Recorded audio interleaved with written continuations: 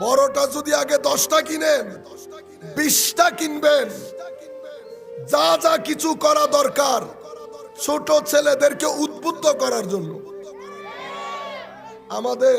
আমাদের বাপদাদারা, চাচারা আমাদের জন্য খাস এক ধরনের একটা তারকাবাজি না কি একটা নিয়ে আসতেন। আমরা উঠানে দৌড় দিতাম, সেটা জ্বলতো। বেকুবগুলা বুঝেও না কোনো কিছু। বেদাত বেদাত। ও ভাই, ছোট ছেলে এ সবে বরাত বুঝবে? সবে বরাত বুঝবে না। এই কিছু জিনিস দিয়ে সবে বরাতকে ধরে রাখবে। যখন ব্রেইন পরিপূর্ণরূপে পোক্ত হবে, আমি এখন কি তারকারাজি নিয়ে দৌড়াইতেছি? আর না, ইমোশন এসে গেছে। সবে বরাতের যে অ্যাটাচমেন্ট, ইমোশন, সেটা আমার কাছে এসে গেছে। বয়স পোক্ত হয়েছে, তারকাবাজি চলে গেছে। আমি আসল সবে বরাতের মধ্যে কনসেন্ট্রেট করতে পেরেছি। এটাকে বলে সংস্কৃতি, কালচার। সংস্কৃতি কি করে? সংস্কৃতি একটা জাতির মননকে ডেভেলপ করে। আপনি এসে মাঝখানে বসে বেদাত ফতোয়া দিচ্ছেন, মৌলানা শেখ সদরুদ্দিন রহমতুল্লাহ আলাইহির বুঝে আসে না এটা বেদাত? আপনি বেদাত উনার চেয়ে বেশি বুঝে গেলেন। ইনারা কারা? ইনারা হচ্ছেন আমার নবীকে আল্লাহ যেই দায়িত্ব দিয়ে পাঠিয়েছেন, সেটা কোনটা? মেইনলি, একাডেমিকলি স্পিকিং, ইখরাজুন নাস মিনাজ জুলুমাতি ইলান নূর, মানুষকে আলো থেকে অন্ধকারে নিয়ে আসা। আলো থেকে অন্ধকারে নিয়ে, অন্ধকার থেকে আলোর পথে নিয়ে আসা। ইয়া রাসূলুল্লাহ, কিসের অন্ধকার? পথভ্রষ্টতার অন্ধকার। কিসের অন্ধকার? নফসের অশ্লীলতার অন্ধকার। কিসের অন্ধকার? নফসের লোভ লালসার অন্ধকার।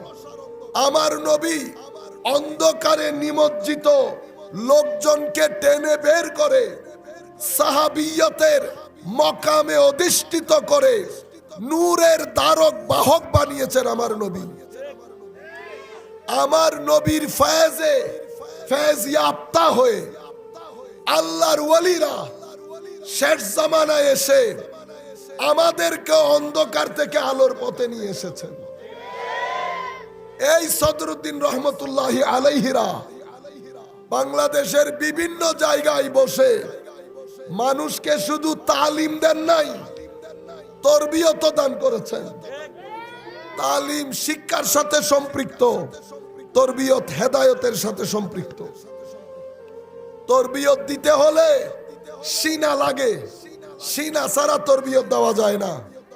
তরবিয়ত দিতে হলে আরেক ব্যক্তির মধ্যে হেদায়েতের নূর ডালতে হয়, তাকওয়ার নূর ডালতে হয়, ইখলাসের নূর ডালতে হয়, মোহাব্বতের নূর ডালতে হয়, খৌফের নূর ডালতে হয়, খশিয়ত, ওয়ারা, তাওয়াদু, ইবাদত, রিয়াজত, মুজাহাদা, সব কিছুর নূর ঢেলে ঢেলে এক ব্যক্তির মধ্যে হেদায়েতের নূর জ্বালানো হয়। অন্ধকারের লোক আলোতে চলে আসে। আবার অন্ধকারও দুই ধরনের, একটা আকীদার অন্ধকার, একটা আমলের অন্ধকার। আমাদের মধ্যে আকীদার অন্ধকার নাই, কিন্তু আমলের অন্ধকার আছে। হুজুর নাই, নাই, তাইলে করেন আল্লাহু আকবার বলার পরে নামাজে চোখ বন্ধ করেন, দেখবেন অন্ধকার দেখতেছেন। আপনি চোখ বন্ধ করলে অন্ধকার দেখবেন, কিন্তু আপনি অন্ধকার দেখতেছেন মানে সবাই অন্ধকার দেখতেছে এরকম না। আল্লাহর বান্দাদের মধ্যে কিছু মানুষ এমন, চোখ বন্ধ করলে টাস করে আরেকটা লাইট জ্বলে উঠে ভিতরে, আরেকটা লাইট ভিতরে জ্বলে উঠে। কারো লাইট মোমবাতির মতো, কারো লাইট 30 ওয়াটের মতো, কারোটা 100 ওয়াট, কারোটা মার্কারি, কারোটা মার্কারি। জ্বলতেছে তো জ্বলতেছে। নূরের বারিশ পর্যন্ত আমাদের ভাইরা জিয়ারত করেন যখন চোখ বন্ধ করেন তখন। আমাদের বেশিরভাগ, আমরা যখন চোখ বন্ধ করি আমরা কিন্তু আলো দেখি না, অন্ধকার দেখি। এটা আমার আমলের অন্ধকার। এখন এই অসুস্থতা নিয়ে মানুষ কোনো মাদ্রাসায় যায় না, মানুষ খানেকার মধ্যে আল্লাহর ওলির দরবারে আসে হুজুরকে জিজ্ঞেস করার জন্য, হুজুর নামাজের মধ্যে চোখ বন্ধ করলে তো অন্ধকার দেখি। হুজুর কোনো জবাব দেয় না, সাথে সাথে রাখে। একদিন, 2 দিন, 1 মাস, 1 বছর, 2 বছর, ওই অন্ধকার দেখে আস্তে আস্তে আলোতে পরিণত হচ্ছে, আলোতে পরিণত হচ্ছে। এখানে কোনো কিতাবপত্রের লেখাপড়া নাই। একজন দৃষ্টি দিচ্ছেন, আরেকজন দৃষ্টি নিচ্ছেন। দৃষ্টি দিয়ে কিছু নূর ট্রান্সফার হচ্ছে, আরেকজন সেই নূর ভিতরে ধারণ করতেছে। নূর গিয়ে ভিতরের ময়লাগুলা পরিষ্কার করে ভিতরকে কি করে দিয়েছে? আলোয় আলোকিত করে দিয়েছে। এটাকে বলে ইখরাজুন নাস মিনাজ জুলুমাতে ইলান নূর। আমার নবীর পরে নবীর যারা ওয়ারিস, এই সমস্ত আউলিয়ায়ে কেরাম, ওনারও মানুষকে শেষ জমানায় অন্ধকার থেকে আলোর পথে নিয়ে এসেছে। ওনারা কি কম বুঝেছেন কোনটা বেদাত হবে, কোনটা বেদাত হবে না? সম্মানিত উপস্থিতি, আমি মূল কথা আপনাদেরকে যেটা বুঝাতে চাচ্ছি, ওয়াজ তাকরীরের মাধ্যমে যেই পরিমাণ পথভ্রষ্টতার ছড়াছড়ি হচ্ছে, সেই পরিমাণ পথভ্রষ্টতা কলেজ বিশ্ববিদ্যালয় থেকে হচ্ছে। আপনারা বুঝতে পেরেছেন? এই কারণে আমার নবী বলেছেন, সাতাকুনু দুআত আলা আবওয়াবে জাহান্নাম। হযরতে হুযায়ফা ইবনুল ইয়ামান রাদিয়াল্লাহু আনহু থেকে হাদিস বর্ণিত, মুসলিম শরীফের বর্ণনা।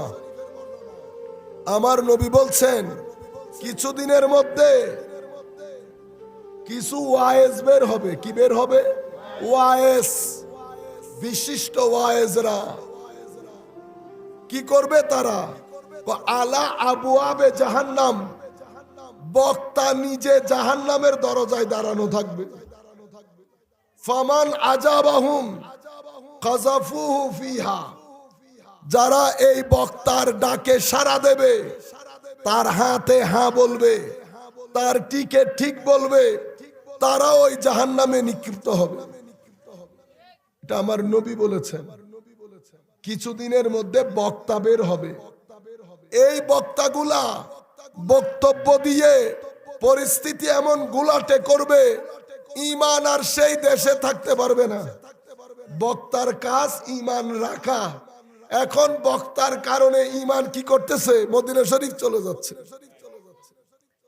আমার নবী বলছেন, ইন্নাল ঈমান লা ইয়ারিজু ইলাল মদিনা কামা তারিজুল হাইয়াতু ইলা জোহরিহা। এই সমস্ত বক্তাদের বক্তব্যের কারণে ঈমান আর সেই এলাকায় থাকতে পারবে না। ঈমান নিজেকে বাঁচানোর জন্য মদিনা শরীফ চলে যাবে। মাদ্রাসার অভাব নাই, মসজিদের অভাব নাই, মুসলমানের অভাব নাই, কিন্তু ঈমানের কোনো জায়গা নাই। কারো ঘরে ঈমানের জায়গা নাই। তাইলে বোঝা যাচ্ছে আমাদের কর্মকাণ্ড ঈমান বিধ্বংসী। আমরা যখন এই ঘটনাগুলা দেখি, নবীর নামের আগে সর্বশ্রেষ্ঠ কেটে দেওয়া হোক, আমাদের বুঝতে বাকি থাকে না ঈমান কেন থাকবে না, কেন মদিনামুখী হবে। আমরা যখন ওয়াজের মধ্যে শুনি আমার নবীর মা বাবার কথা, নবীর মা বাবার শানে বেয়াদবি, আমরা যখন টিভি মিডিয়ার মধ্যে দেখি মুহাম্মদের নাম সাল্লাল্লাহু, যতই জপি ততই মধুর লাগে। হুজুর বলে এখানে শিরিকের গন্ধ পেয়েছে। কিসের গন্ধ? শিরিকের গন্ধ পেয়েছে। আমরা যখন দেখি যে আমার নবী সাল্লাল্লাহু আলাইহি ওয়াসাল্লামের শান, মান, মাকাম, মারতাবা রাত দিন বেয়াদবির বাজার। কেউ বলছে আত্মহত্যা করতে চেয়েছে, কেউ বলছে লেখাপড়া জানে না। এই তাবৎ পরিস্থিতির কারণে এগুলা কোনো কলেজ বিশ্ববিদ্যালয়ের ছেলেরা বলতেছে না, এগুলা বক্তার মজলিসে বসে বক্তারা সুন্দর সুন্দর কাহিনী শুনাইয়া সাধারণ মুসলমানের ঈমান নষ্ট করে দিচ্ছে। এই কথাগুলো আমরা আগে শুনি নাই। কেন হয় জানেন? আমি এখন যে কথাগুলো বলবো, আমি ইউথ যারা তরুণ প্রজন্ম তাদের কাছে বিনয়ের সাথে অনুরোধ করব, আপনারা এটা বুঝবেন, এটা মানুষের মধ্যে প্রচার করবেন। এগুলা এই আকীদার প্রচার প্রসারের জন্য উম্মতে মুসলিমার ঐক্য সাধিত হয়েছে। আমার নবী দুনিয়া থেকে চলে যাওয়ার পরে সাহাবায়ে কেরামের জমানার মধ্যে ফিতনা শুরু হয়ে যায়। দুই দিক থেকে ফিতনা, একটা ঘরের ফিতনা আর একটা বাইরের ফিতনা। ঘরের ফিতনা যারা করেছে তাদেরকে মুনাফিক বলা হয়। বাইরের ফিতনা কারা করেছে? যারা আমাদের বিরুদ্ধে, যাদেরকে আমরা কাফের মুশরিক বলি, তারা। ইসলাম বিভিন্ন দেশ, বিভিন্ন সংস্কৃতিতে ঢুকেছে। কাফের মুশরিকরা ঐক্য জোট করে কখনো চেষ্টা করেছে মসজিদ বানানোর জন্য, যাতে দ্বীন ইসলামের বিরুদ্ধে কাজ করা যায় মসজিদ থেকে। সূরা তওবার মধ্যে সেই মসজিদকে মসজিদে দারার নাম দেওয়া হয়েছে। আমি আপনাদেরকে বলতে চাচ্ছি, একটা গভীর ষড়যন্ত্র হয়েছে। বিভিন্ন আকীদা উম্মতে মুসলিমার মধ্যে ঢুকানোর চেষ্টা হয়েছে। সেই ফিরকাগুলাকে আমরা মুতাজিলা বলি, জাবারিয়া বলি, কাদারিয়া বলি, রাফেজি বলি, খারেজি বলি, শিয়া বলি। এরা উম্মতে মুসলিমার বিভিন্ন ফেরকা, 2 জনের, 3 জনের, 4 জনের। এরা এক একজন এক এক কথা বলেছে, উম্মতে মুসলিমার মাথা নষ্ট করে দিয়েছে। ঠিক সেই সময় আল্লাহর নবীর উম্মত থেকে 2 জন মর্দে মুজাহিদ দাঁড়াইয়া। কয়জন? 2 জন। ইনাদের নাম ইমাম আবুল হাসান আশআরি, ইমাম আবু মনসুর মাতুরিদি। একজন মাতুরিদ তাশকন্দের, আরেকজন এখানে আবুল হাসান আশআরি বাগদাদের। 2 জনের সাথে কখনো সাক্ষাৎ হয় নাই, কিন্তু 2 জনই কথা বলেছেন একই, কোনো সাক্ষাৎ নাই। আমার নবীর দিন কিয়ামত পর্যন্ত থাকবে, আপনি লাখ চেষ্টা করলেও এই নৌকা ডুবাইতে পারবেন না। কিছু হাওয়া লাগাবেন, কিছু জোয়ারের ধাক্কা লাগবে ঠিক, কিন্তু ডুবাইতে পারবেন। প্রত্যেক যুগে একজন মর্দে হক দাঁড়িয়ে যাবে, সেই মর্দে হকের থাবার কাছে সমস্ত বাতুলতা নিশ্চিহ্ন হবে। তার এলমের, হেলমের, ইবাদতের, রিয়াজতের, মুজাহাদার বাড়িতে, মুজাহাদার শানিত তার বাড়ির আগাতে সমস্ত বাতুলতা নিশ্চিহ্ন হবে। এটা আমার নবীর ওয়াদা। আমার নবী বলছেন, প্রত্যেক শতাব্দীতে আমার উম্মতের জন্য আল্লাহ একজন মুজাদ্দিদ পাঠাবেন। মুজাদ্দিদের সাথে প্রত্যেক সময়, প্রত্যেক বছর কিছু কিছু মুসলেহ থাকবে, সংশোধনকারী। কিছু মুজতাহিদ থাকবে। মুসলেহ এবং মুজতাহিদ যখন পরিস্থিতি হ্যান্ডেল করতে পারবে না, আল্লাহ প্রতি শতাব্দীতে একজন মুজাদ্দিদ পাঠিয়ে দেবেন। মুজাদ্দিদ সমস্ত ফিতনার সামনে সিনা টান করে দাঁড়িয়ে যাবে। সমস্ত ফিতনা উনি নিজের বক্ষের মধ্যে হজম করে, পানিকে ফিল্টার করে, আকীদার পানি, আমলের পানি, আখলাকের পানি ফিল্টার করে, পবিত্র করে আবার উম্মতে মুসলিমার ঘরে ঘরে পৌঁছিয়ে দেবে। সুতরাং বাতুলতা আছে, আসে, কিন্তু চিরস্থায়ী হয় না, চিরস্থায়ী হয় না। সম্মানিত উপস্থিতি, এই 2 জন দাঁড়িয়ে যান। ইনারা আকীদার বিষয়গুলোর ক্ষেত্রে যত আগাছা আমাদের ফেরকাগুলা লাগিয়েছে আমাদের ইমানের চৌহর দিতে, ইমানের বাউন্ডারিতে, আকীদার বিষয় না, কিন্তু গাছগুলা লাগিয়ে দিয়েছেন। গাছের বীরে, হাজারো গাছের বীরে সাধারণ মানুষ তো বুঝার উপায় নাই কোনটা আগাছা কোনটা পরগাছা। ইনারা আকীদার বাউন্ডারিতে ঢুকে ঢুকে সমস্ত আগাছাগুলা উপড়িয়ে দিয়ে ইমানের বাগানকে আবারও ফুলে ফুলে সুশোভিত করেন। এনাদেরকে আকীদার ইমাম বলা হয়। কিসের ইমাম? এবং আজীব বিষয় হচ্ছে এই দুইজনের উপর উম্মতে মুসলিমা গত 1400 বছরে সমস্ত ইমামগণ আকীদা ইমানের ক্ষেত্রে এই দুইজনকে ইমাম হিসেবে মেনে নিয়েছে এবং উম্মতে মুসলিমার মধ্যে ঐক্য প্রতিষ্ঠিত হয়েছে। বাকিগুলা ফিরকা যারা উম্মতে মুসলিমার মেইন স্ট্রিম, তাদের নাম দেওয়া হয়েছে আহলুস সুন্নাতে ওয়াল জামাআহ, এবং এই দুইজনকে বলা হয় আহলে সুন্নতের ইমাম। কি নাম? ইমাম আশআরী, ইমাম মাতুরিদি। ওনারা আহলুস সুন্নাতে ওয়াল জামাতের ইমাম। আপনারা বুঝতে পেরেছেন? আমরা অনেকেই জানিও না, চিনিও না, কিন্তু ওনারা উম্মতে মুসলিমাকে আকীদার ক্ষেত্রে সুসংগঠিত করে সমস্ত মাসলা মাসাইল গুলাকে দালিলিক জবাব দিয়ে একটা সুন্দর প্ল্যাটফর্ম তৈরি করে।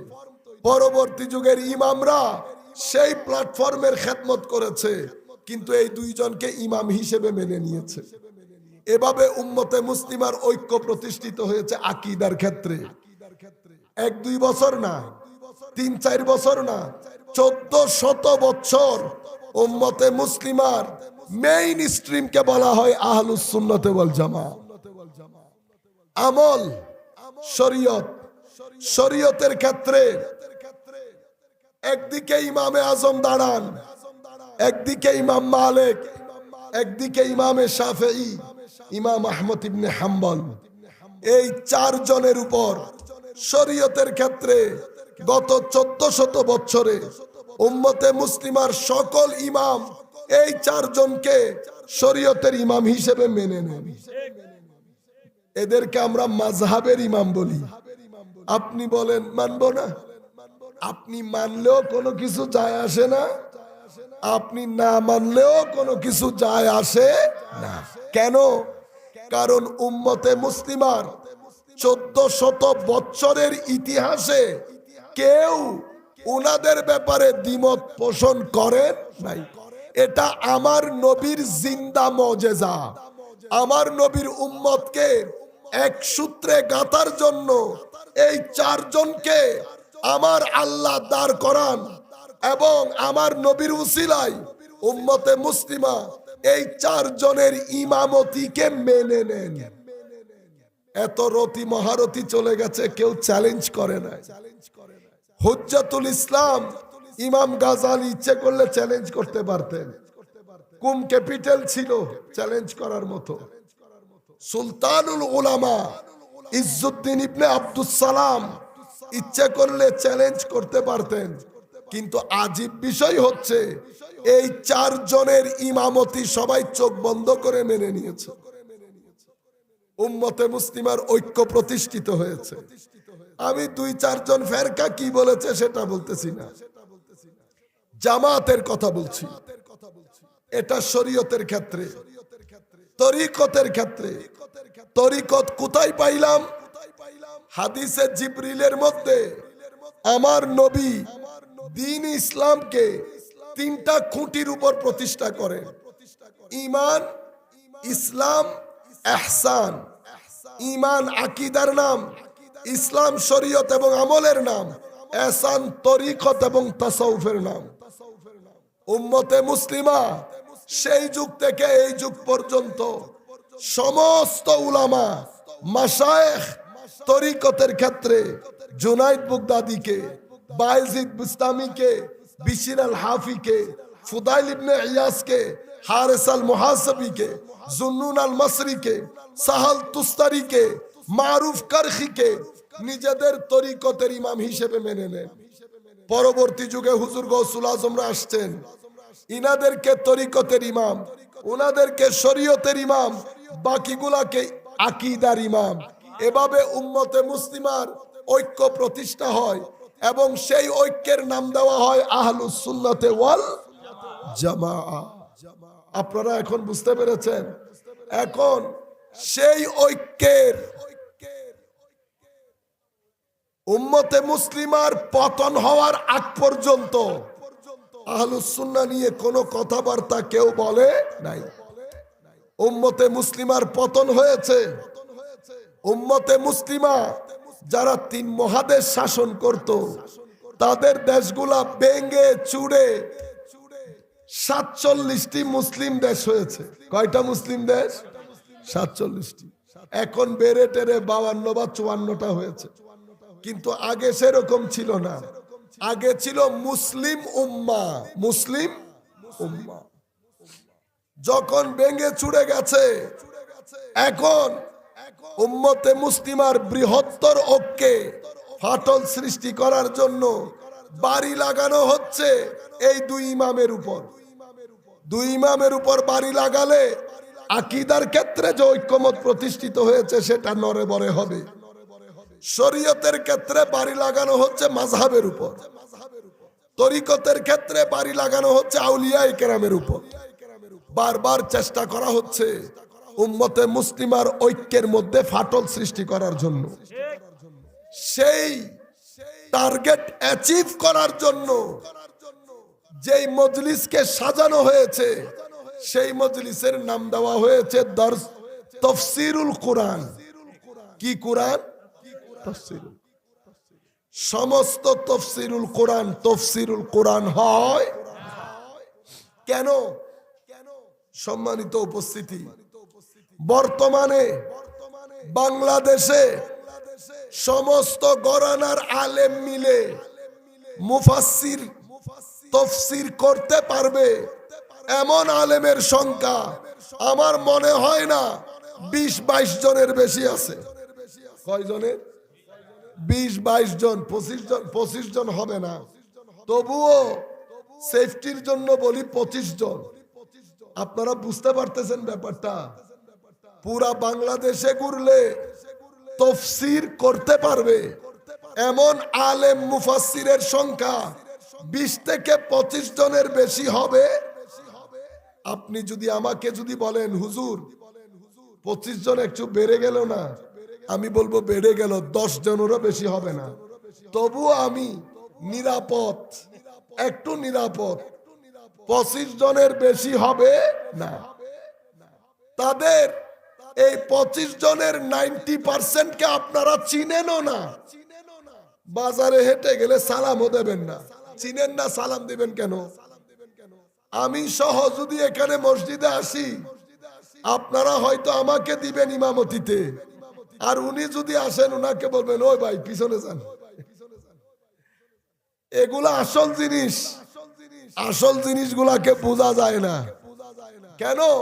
কারণ আমরা মূল্যায়ন করি কাপড়ে সুপরে, আল্লাহ মূল্যায়ন করে কলব দেখে। বুঝতে পেরেছেন? দুইটা 2 ধরনের। এখন বাংলাদেশে যেই পরিমাণে তাফসীরুল কুরআন হয়, অথচ মাদ্রাসার মধ্যে কামিল তাফসীর ক্লাসে তাফসীর পড়ানোর জন্য কোনো আলেম খুঁজে পাওয়া যায় না। এখন প্রশ্ন আসে না, মাদ্রাসার কামিল ক্লাসে তাফসীর পড়ানোর জন্য কোনো মুফাসসির নাই, কিন্তু বাংলাদেশের বাজারে বাজারে তাফসীর করার লোকের অভাব নাই। আমি তো বেশ কিছুদিন আগে 2টা বড় বড় কিয়ামতের আলামত দেখেছি। কয়টা? 2টা। বিশ্বাস করেন, আমার এমন ভয় হইতেছিল স্টেজে বসে, আমার মনে হচ্ছে স্টেজ নিয়ে আবার ভেঙে পড়ে। কেন?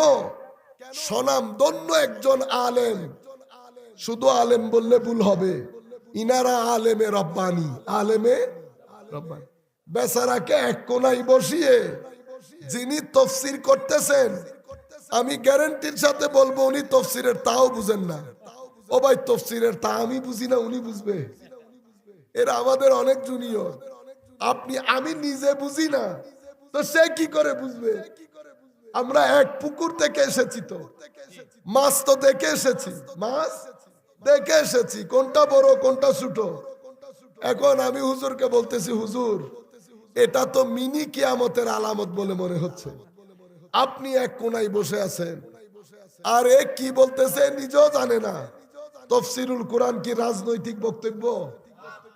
উনি তফসির করতেছেন, বলতেছে ঠিক কিনা বলেন, সবাই এক বাক্যে বলতেছে ঠিক।